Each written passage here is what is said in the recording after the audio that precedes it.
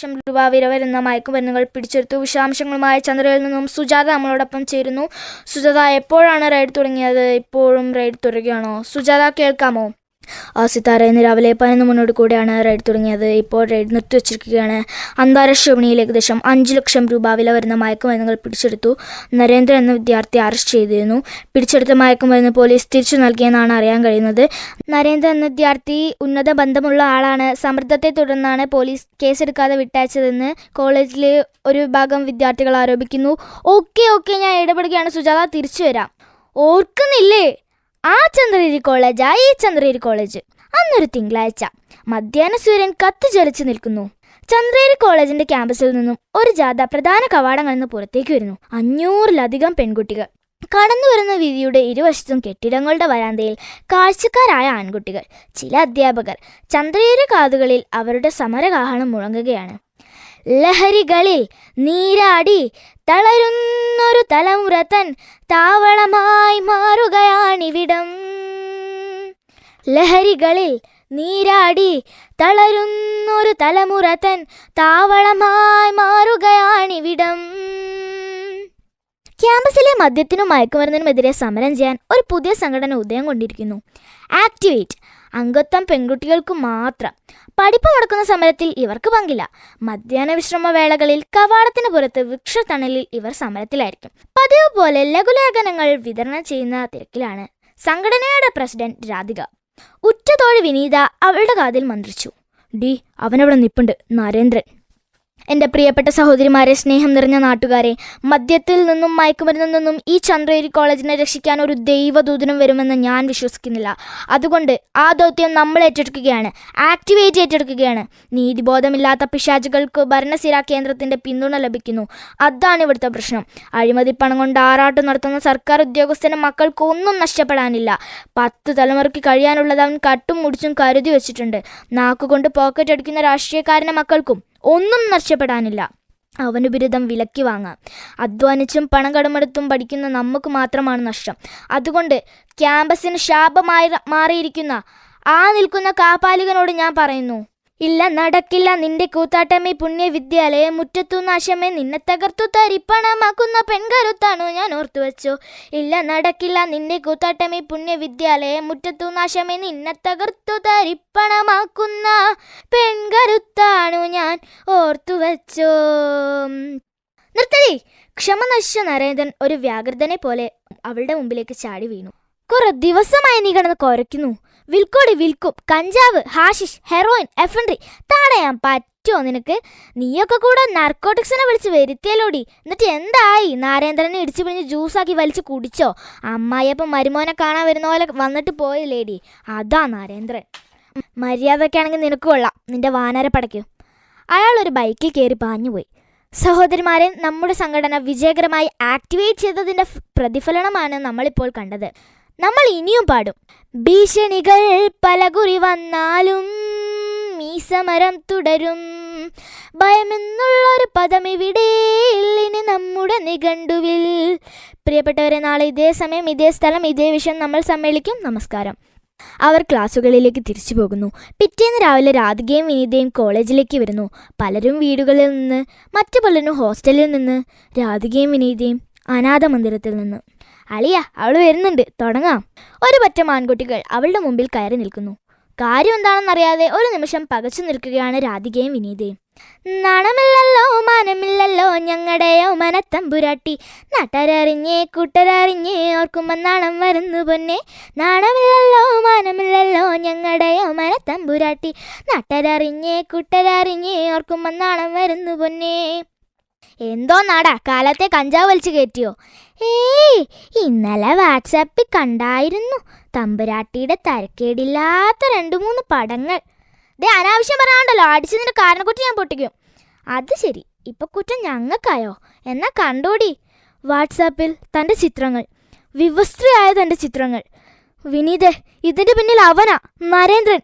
ഇത് ചോദിക്കാതിരുന്നൊരു കാര്യമില്ല. തെരുവുനായ്ക്കളെ കൊല്ലാൻ ഇവിടെ ഒരു കേന്ദ്രമന്ത്രി സമ്മതിക്കുന്നില്ല. അതുകൊണ്ടാ, അല്ലെങ്കിൽ നീ ഒന്നും ഇവിടെ ജീവനോട് കാണത്തില്ല. അവർ ക്യാമ്പസിലേക്ക് പോവുകയാണ്. കമ്പ്യൂട്ടർ ലാബിന്റെ വരാന്തയിൽ നിൽക്കുന്നു നരേന്ദ്രൻ. നീ നരേന്ദ്രൻ അല്ലടാ, നരാധമൻ. ഓ, വാട്സപ്പ് കണ്ടു അല്ലേ? ഒരു കമ്പ്യൂട്ടറും ഫോട്ടോഷോപ്പ് ചെയ്യുന്ന സോഫ്റ്റ്വെയർ ഉണ്ടെങ്കിൽ നിന്റെ അമ്മയുടെ പടം ഞാൻ ഇതുപോലെ ആക്കി തരാം. കാണണോ നിനക്ക്? ഏയ്, നരേന്ദ്രൻ കാണാൻ ആഗ്രഹിക്കുന്ന ചിത്രം മറ്റൊന്നോ? കോളേജിൻ്റെ നോട്ടീസ് ബോർഡിൽ ഭിത്തികളായ ഭിത്തികൾ നിറയെ, വഴിയോരത്തെ ഇലക്ട്രിക് പോസ്റ്റുകളിൽ, കടന്നു പോകുന്ന വാഹനങ്ങളിൽ നിന്റെ ചിത്രം, അഴയിൽ 2 പനിനീർ പൂക്കൾ, പിന്നെ മനോഹരമായൊരു അടിക്കുറിപ്പും. പ്രിയ കൂട്ടുകാരിക്ക് ആദരാഞ്ജലികൾ. മനസ്സിലായോടി? അവൾ അതിന് മറുപടി പറഞ്ഞില്ല. നേരെ പ്രിൻസിപ്പളുടെ റൂമിലേക്ക്. Good morning sir. സാറേ, വാട്സപ്പിൽ എൻ്റെ കുറേ അശ്ലീല ചിത്രങ്ങൾ പോസ്റ്റ് ചെയ്തിട്ടുണ്ട്. അത് അവനാ, നരേന്ദ്രൻ. എല്ലാം കൊണ്ടുവന്ന് അവൻ ഭീഷണിപ്പെടുത്തിയിരിക്കുന്നത്. ഈ ക്യാമ്പസ് മയക്കുമരുന്നിൻ്റെ താവളമാക്കിയത് അവനാ സാർ. ഇനിയെങ്കിലും അവനെ പുറത്താക്കണം. രാധികയും നരേന്ദ്രൻ്റെ അച്ഛൻ ഭരണകക്ഷിയിൽ സ്വാധീനമുള്ള രാഷ്ട്രീയ നേതാവാ. എനിക്ക് റിട്ടയർ ചെയ്യാൻ ഇനി 1 വർഷം കൂടിയേ ഉള്ളൂ. മനഃപൂർവ്വം വല്ല അഴിമതി കേസിലും കുടിക്കാൻ പെൻഷൻ പോലും കിട്ടത്തില്ല. അതുകൊണ്ട് നിവർത്തിയില്ല സാറേ. കഞ്ചാവിൻ്റെ ദുർഗന്ധം കൊണ്ട് ക്ലാസ്സിലിരിക്കാൻ വയ്യ. മയക്കുമരുന്ന് ഉപയോഗിക്കുന്ന 300-ലധികം കുട്ടികൾ ഈ ക്യാമ്പസിലുണ്ട്. ഒരു തവണ മാത്രം ഉപയോഗിച്ചാൽ അഡിക്റ്റ് ആവുന്ന മയക്കുമരുന്നുകളുണ്ട്. ഈ നരേന്ദ്രനും കൂട്ടുകാരും ബലമായി പിടിച്ചു നിർത്തി കുത്തിവെച്ച് അടിമകളാക്കി മാറ്റിയെടുത്തതാണ് പലരെയും. എൻട്രൻസിന് ഏറ്റവും കൂടുതൽ റാങ്ക് വാങ്ങിച്ചു വരുന്നവരാണ് ഇവിടെയുള്ള മുഴുവൻ കുട്ടികളും. അവരാണ് ഇങ്ങനെ ദിനംപ്രതി നശിച്ചുകൊണ്ടിരിക്കുന്നത്. അവരൊക്കെ നല്ല രീതിയിൽ ജയിച്ചു വരുമെന്ന് വിശ്വസിക്കുന്നവരാണ് അവരുടെ മാതാപിതാക്കൾ.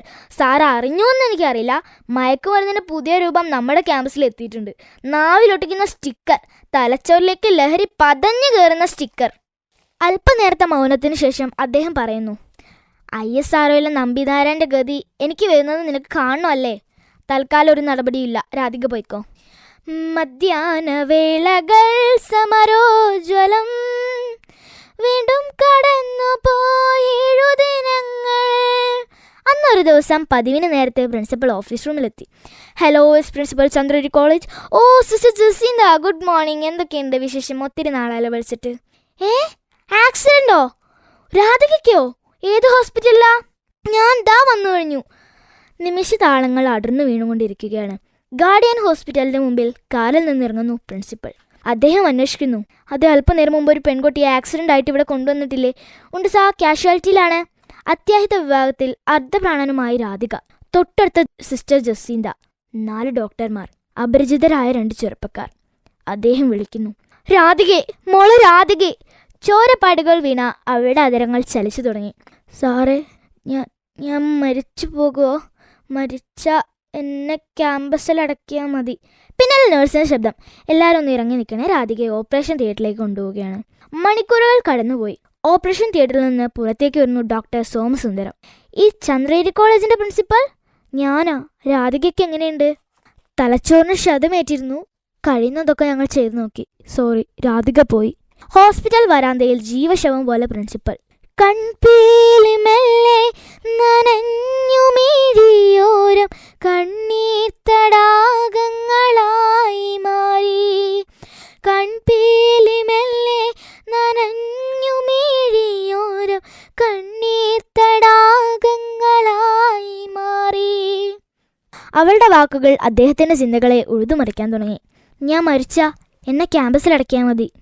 പിറ്റേന്ന് രാവിലെ 10 മണി. കോളേജിലെ മൾട്ടിപർപ്പസ് ഹാളിന് മുമ്പിൽ ഒരു ആംബുലൻസ്. രാധികയുടെ മൃതദേഹം ആംബുലൻസിൽ നിന്നിറക്കാൻ ശ്രമിക്കുകയാണ് നരേന്ദ്രനും കൂട്ടുകാരും. വിനീത ജനക്കൂട്ടത്തെ വകഞ്ഞു മാറ്റി മുമ്പിലെത്തി. വേണ്ട വേണ്ട, അവളെ ഞങ്ങൾ എടുത്തോളാം. ആ കിടക്കുന്നത് ഞങ്ങളുടെ ജീവനാ. കൊത്തിയെറിഞ്ഞ അത്തിമരത്തിന്റെ ചുവട്ടിൽ കുഴിച്ചു മൂടെന്ന് പറഞ്ഞവനാ നീ. നീ രാജഗോപാലയാ. കൊത്തിയത് നീയല്ലെന്ന് ആര് കണ്ടു? നരേന്ദ്ര മറുപടി ഒന്നും പറയാതെ മാറി നിൽക്കുന്നു.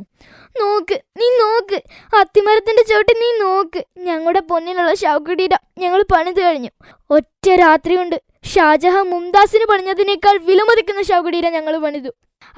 അവള് ഞങ്ങളുടെ കൂടെ വേണം.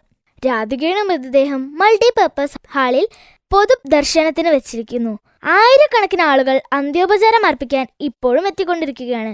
ഇതേ സമയം വേദിയുടെ ഒരു വശത്ത് നിറമിഴികളോടെ അനുശോചനം അറിയിക്കുകയാണ് സിസ്റ്റർ ജസീന്ത. സ്നേഹമുള്ളവരെ, ഒരു പ്രസംഗത്തിന് പ്രസക്തിയില്ലെന്ന് എനിക്കറിയാം. എങ്കിലും എൻ്റെ വേദന കൊണ്ട് ഞാൻ ചിലത് പറഞ്ഞു പോവുകയാണ്. 19 വർഷം മുമ്പ് ഞങ്ങളുടെ അനാഥ മന്ദിരത്തിൻ്റെ വരാന്തയിൽ ആരോ ഉപേക്ഷിച്ച ഒരു പെൺകുഞ്ഞിനെ ഈ കൈകൊണ്ട് ഞാൻ എടുത്തു വളർത്തിയത്. താങ്ങാനാവാത്ത വേദന എനിക്കുണ്ട്. എങ്കിലും ഞാൻ സമാധാനിക്കുന്നു. ഒരു വലിയ സാമൂഹ്യ തിന്മയ്ക്കെതിരെ, മദ്യത്തിനും മയക്കുമരുന്നിനുമെതിരെ പോരാടിക്കൊണ്ടാണ് എൻ്റെ വളർത്തുപുത്രി യാത്ര ചോദിക്കുന്നത്. ഏറെ ദൂരമില്ലെങ്കിൽ പോലും കല്ലറിയിലേക്ക് ഒരു വിലാപയാത്ര ആരംഭിച്ചു കഴിഞ്ഞു. ആചാരങ്ങളില്ല, അനുഷ്ഠാനങ്ങളില്ല. 6 പെൺകുട്ടികൾ അവളുടെ മൃതദേഹം തോളിലേറ്റി നടന്നു നീങ്ങി. അവളുടെ മൃതദേഹത്തിലേക്ക് അവർ മുല്ലപ്പൂക്കൾ വാരി വിതറുകയാണ്.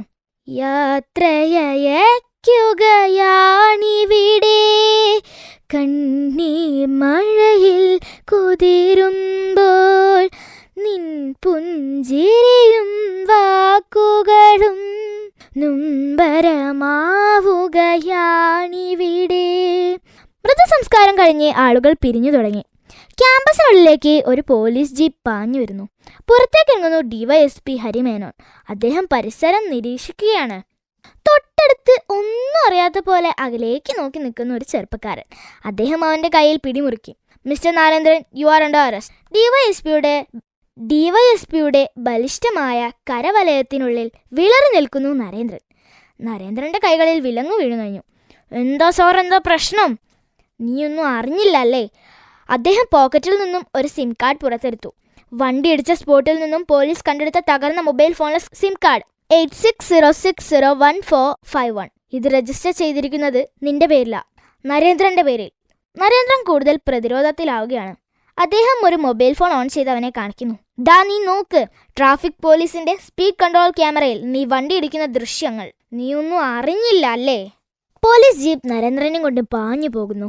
100 കണക്കിന് മെഴുതിരികൾ അവളുടെ ശവകുടീരത്തിൽ കത്തി നിൽക്കുന്നു. വിനീത ഒരു ദീപശിഖ അവിടെ നിന്നും കൊളുത്തി മുന്നിൽ നടക്കുന്നു. ഒരു ക്യാമ്പസ് മുഴുവൻ അവളുടെ പിന്നിൽ അണിനിരന്നു കഴിഞ്ഞു. അവരുടെ കണ്ണുകളിൽ ഇച്ഛാശക്തിയുടെ തിളക്കം, അവരുടെ ധമനികളിൽ ഒരു ധർമ്മസമരത്തിന്റെ വേലിയേറ്റം. ചന്ദ്രഗിരിയുടെ ആത്മാവിൽ അവരുടെ ധർമ്മസമര കാഹളത്തിന്റെ അലയൊലികൾ മാറ്റൊലി കണ്ടു.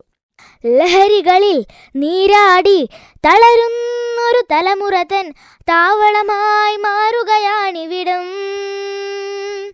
ലഹരികളിൽ നീരാടി തളരുന്നൊരു തലമുറതൻ താവളമായി മാറുകയാണിവിടം. ക്യാമ്പസിൽ നിന്ന് ക്യാമ്പസിലേക്ക് ആളിപ്പടുന്ന അഗ്നിജാലയാകുവാൻ അവരുടെ പദസഞ്ചലനം പ്രപഞ്ചത്തിന്റെ ആത്മാവ് മന്ത്രിച്ചുകൊണ്ടേയിരിക്കട്ടെ. തമസോമ ജ്യോതിർഗമയ. നമസ്കാരം. ശ്രോതാക്കൾ കേട്ടത് തമസോമ ജ്യോതിർഗമയ, ലഹരി തകർക്കുന്ന ക്യാമ്പസുകളെക്കുറിച്ചുള്ള കഥാപ്രസംഗം. അവതരിപ്പിച്ചത് നടവയൽ സെന്റ് തോമസ് സ്കൂളിലെ 6ാം ക്ലാസ് വിദ്യാർത്ഥിനി നിള പാർവതി.